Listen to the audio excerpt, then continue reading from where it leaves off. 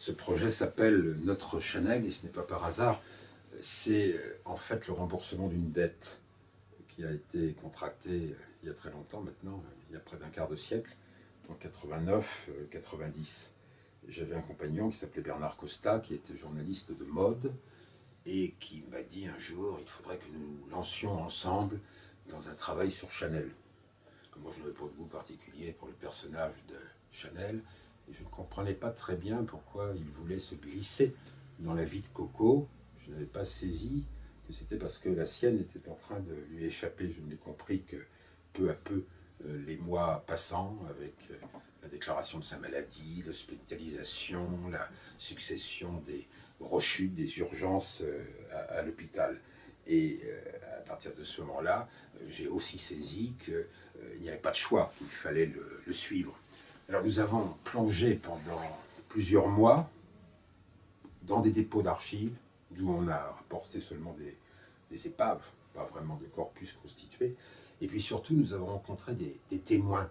Alors le but, c'était de chercher, non pas les témoins du premier cercle, les courtisans, les Parisiens qui avaient déjà beaucoup parlé, mais ceux qui ne parlaient pas comme les livres, qui étaient les vrais proches.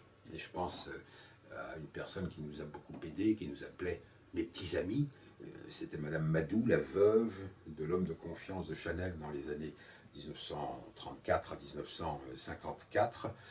Et elle nous faisait toujours des récits assez inouïs à chacune de nos visites, rappelant celles qu'elle rendait à Chanel le soir, rue Cambon.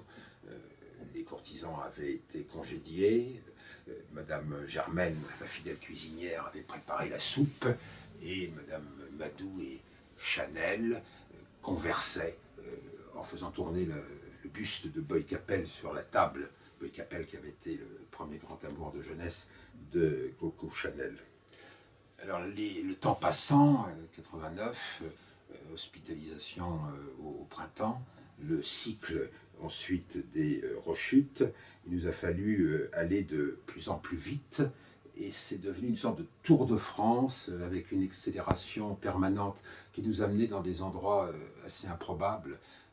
Une usine du Nord, un Maretz dans le brouillard, un château, c'était les tout derniers mois de Bernard sur la route de Deauville, le Ménil-Guillaume qui avait un moment acheté Chanel, et puis surtout un autre château dans le Vic-Bilh. Le Vic-Bilh, c'est un canton reculé, le vieux pays, dans le Béarn, du côté de Pau. Et c'est là que, sans avoir eu l'intention de chercher dans cette direction, on a découvert la jeunesse insoupçonnée, inconnue de Robert Bresson, parce qu'avant Luchino Visconti, Chanel avait découvert ce cinéaste génial qu'est Bresson. Quand Bernard est arrivé à la fin, il m'a dit, c'est une phrase dont je me souviens, dit « Ce livre, notre livre, tu l'écriras ».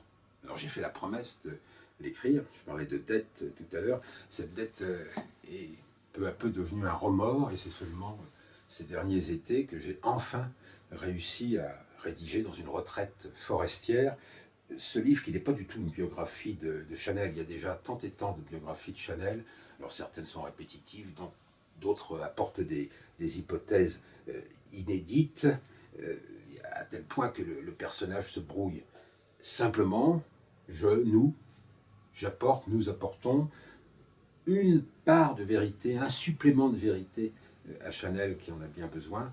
Puis ce livre, c'est surtout un supplément de vie que j'ai voulu donner à un mort qui a disparu anonymement et qui avait choisi comme inspiratrice de ces derniers mois ce personnage qui n'est donc pas tout à fait mauvais.